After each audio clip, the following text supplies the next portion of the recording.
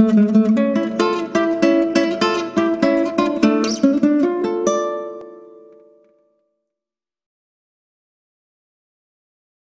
Students, আশা করি তোমরা সবাই খুব ভালো আছো। আজকের ক্লাসে আমরা ক্লাস 12 এ জৈব প্রযুক্তিবিদ্যা এবং এর প্রয়োগ অর্থাৎ বায়োটেকনোলজি অ্যান্ড ইটস অ্যাপ্লিকেশন এই চ্যাপ্টার থেকে তোমাদের টেস্ট পরীক্ষার জন্য মেনলি যে সাজেশন হতে পারে, যে কোয়েশ্চেনগুলো মোটামুটি তোমরা করে যাবে অবশ্যই, সেগুলো সম্বন্ধে আজকের ক্লাসে আমরা আলোচনা করব। আজকের ক্লাসটা শুরু করা যাক। প্রথম থেকে ক্লাসটা শেষ পর্যন্ত দেখতে থাকো এবং যদি ভালো লেগে থাকে তোমাদের বন্ধু বান্ধবদের সঙ্গে চ্যানেলটা শেয়ার করো। প্রথম কোয়েশ্চেন আমি যেটা রেখেছি সেটা হচ্ছে green biotechnology, red biotechnology, blue biotechnology এবং গ্রে আর হোয়াইট বায়োটেকনোলজি, এগুলো সম্বন্ধে আমরা একটুখানি জেনে যাব। এগুলো হচ্ছে ইম্পর্টেন্ট। এগুলো দেখো পাশে লেখাই আছে। গ্রিন হচ্ছে কৃষি ক্ষেত্রে, রেড হচ্ছে চিকিৎসা ক্ষেত্রে, ব্লু হচ্ছে জলজ জীবের ক্ষেত্রে এবং গ্রে আর হোয়াইট হচ্ছে শিল্পক্ষেত্রে। দেখতেই পাচ্ছ এটা 2016-তে গ্রিন বায়োটেকনোলজিটা পড়েছে এবং এই সব কটাই আমরা এমসিকিউ এর জন্য করে যাব।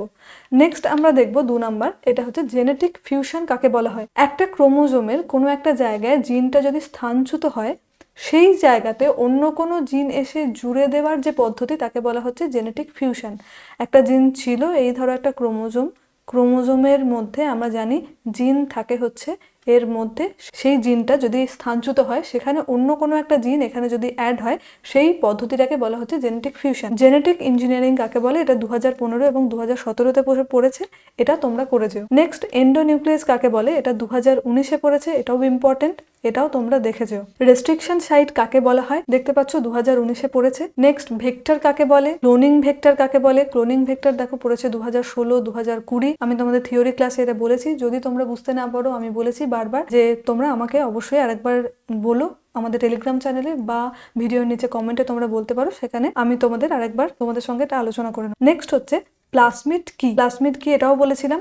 দুটো প্লাসমিড ভেক্টরের নাম বলো। দেখো PBR322 এবং PUC19, এগুলো হচ্ছে প্লাসমিডের নাম, এটা তোমরা একটু দেখে যাও। নেক্সট রিকম্বিনেন্ট ডিএনএ যুক্ত ভেক্টরকে কোষে প্রবিষ্টকরণের দুটো পদ্ধতি তো পড়েছিল এটা 2015-তে। তো যে পদ্ধতিগুলো হয় ট্রান্সফরমেশন, কনজুগেশন, ইলেকট্রোপোরেশন, লাইপোফিকেশন, এটা হচ্ছে জিন অন্তর্ভুক্তির কাজে সহায়ক পদ্ধতি।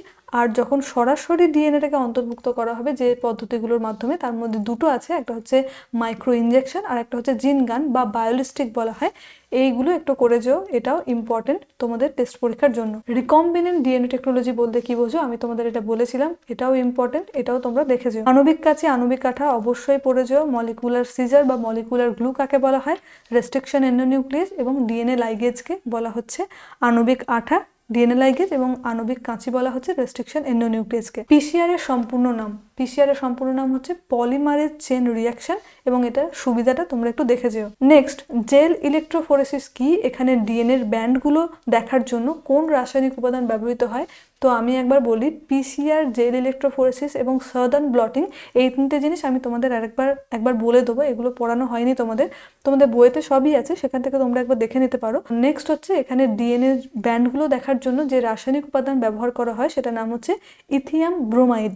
জিনোমিক লাইব্রেরি কি, সিডিএনএ লাইব্রেরি বলতে কি বোঝো। সাদার্ন ব্লটিং কি, জিএমও যেটা নাম হচ্ছে জেনেটিক্যালি মডিফাইড অর্গানিজম, এটা কি, এটার উদাহরণ, এটা পড়ানো আছে, এগুলো ইম্পর্টেন্ট। এবং বিটি তুলো বলতে কি বোঝো, যেটা দেখো পড়েছে 2018-তে। জিন থেরাপি কাকে বলে উদাহরণ দাও, যেটা পড়েছে 2015 এবং 2017-তে, এটাও তোমরা একটু দেখে যেও। নেক্সট মানব ইনসুলিন কি, যেটা পড়েছে 2017-তে, অবশ্যই ইম্পর্টেন্ট, মানব ইনসুলিন পড়ে যাবে। বায়োপাইরেসি, বায়োপেটেন্ট এবং বায়োসেপ, এই তিনটে জিনিস অবশ্যই করে যাবে। বায়োপাইরেসি দেখো পড়েছে 2016, 2019, এর উদাহরণ 2015-তে পড়েছে। বায়োপেটেন্ট বলতে কি বোঝো, এটা 2016, 2019-এ পড়েছে। এবং বায়োসেফটি বলতে কি বোঝো, এটা পড়েছে 2019-এ। ট্রান্সজেনিক উদ্ভিদ বলতে কি বোঝো, এটার উদাহরণ দাও, এটা পড়েছে দেখো 2017-তে, এটাও তোমাদের জন্য ইম্পর্টেন্ট। তো মাত্র এই কটা কোয়েশ্চেন আমি তোমাদের জন্য দিলাম এই বায়োটেকনোলজি এই চ্যাপ্টার থেকে। তো তোমরা অবশ্যই এই কটা কোয়েশ্চেন করে যেও, এবং এগুলোর মধ্যে যদি তোমাদের মনে হয় কোনোটা বুঝতে পারছি না, অবশ্যই আমাকে জানিও, আমি তোমাদের অবশ্যই বলে দেবো, ঠিক আছে। বায়োটেকনোলজি থেকে এই 25টা কোয়েশ্চেন অবশ্যই তোমরা করে যেও। দেখা হবে পরের ক্লাসে, ততদিন তোমরা সবাই খুব ভালো।